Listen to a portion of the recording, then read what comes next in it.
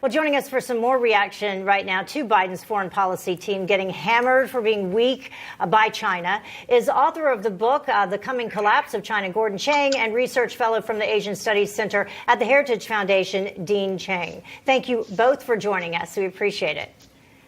Gordon, I'll start with you, and also Rudy Giuliani is joining us.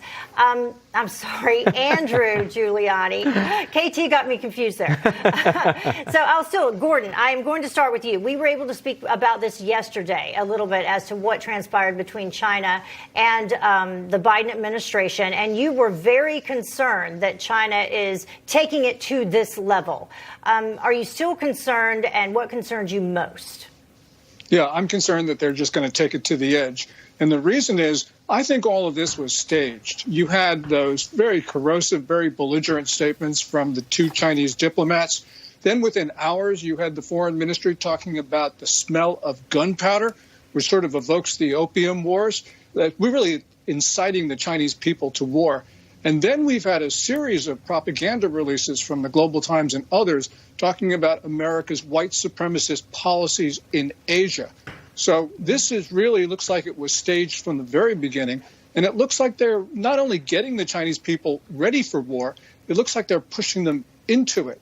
Now, I think they're probably bluffing, but this gets really dangerous because it creates a dynamic that Beijing may not be able to control.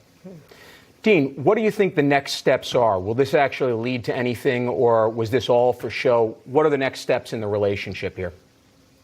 I don't think it was all for show. I think that what we are seeing is Chinese propaganda at work. I think it's been noteworthy that the Chinese language coverage of what happened in Anchorage is very, very proud.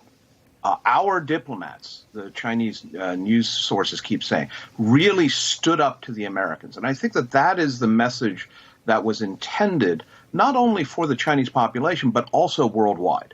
The Chinese deliberately couched themselves as somehow speaking for the vast majority of the world. You saw this in Yang Jiechi's comments. You saw this in Wang Yi's comments. So I think what we're going to see is more wolf warrior diplomacy. I think we're going to probably see the Chinese not let up, whether it's in the Taiwan Straits or the South China Sea. And I agree with Gordon that I think part of this is a push towards their own population to say, see, we are strong on your behalf. We are proud. You can be proud of us. Yeah, and Gordon, it was interesting. Dean was just talking about propaganda. A lot of what we heard the Chinese diplomats talking about came from headlines here in the United States, including this, calling the support of, quote, human rights abuses from Black Lives Matter hypocritical. Listen to this and then comment. Challenges facing the United States in human rights are deep-seated. They did not just emerge over the past 4 years, such as Black Lives Matter. It did not come up only recently. So we do hope that for our two countries, it's important that we manage our respective affairs well, instead of deflecting the blame on somebody else. Yeah, so taking their cues from the media here. Yes, certainly. And we got to remember that Beijing was trying to incite protests on American streets this year. And not only protests, but also violent protests. There's that Radio Free Asia report that the People's Liberation Army based themselves in the Houston consulate and then sent out TikTok videos on how to riot. We had a tweet from a China Daily bureau chief, the one in Europe, urging Americans to throw petrol bombs. And also there was social media incitement this year around the January 6th disturbances or riots on Capitol Hill. So Beijing has been not only trying to influence this, but to foment violence. And now they're citing it as a reason why we're weak. This is an attempt to overthrow the U.S. government. We've got to take the sternest measures against China for this.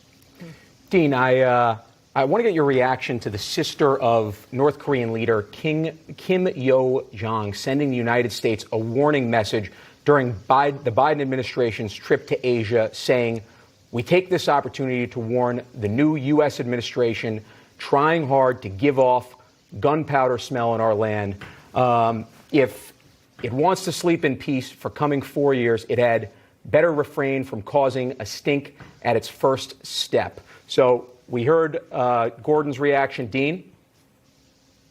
Well, I think that what we are seeing from both North Korea and from China is a sense that they have a different president in the White House whose behavior when he was vice president leads them to think that they can get away with this sort of commentary. I think it is not an accident that North Korea backed off of this kind of sea of flames, war is imminent kind of language, when they really couldn't be sure where that kind of language might have led with the previous administration. Here's an interesting question about the China summit. Who asked for it? Was it the Chinese who came to us and said, please, we want to meet with your new president? Or was it President Biden's team who said, please, China, give me a meeting? That's a fascinating point. When President Biden does take some questions, I'm looking forward to hearing his answer on that.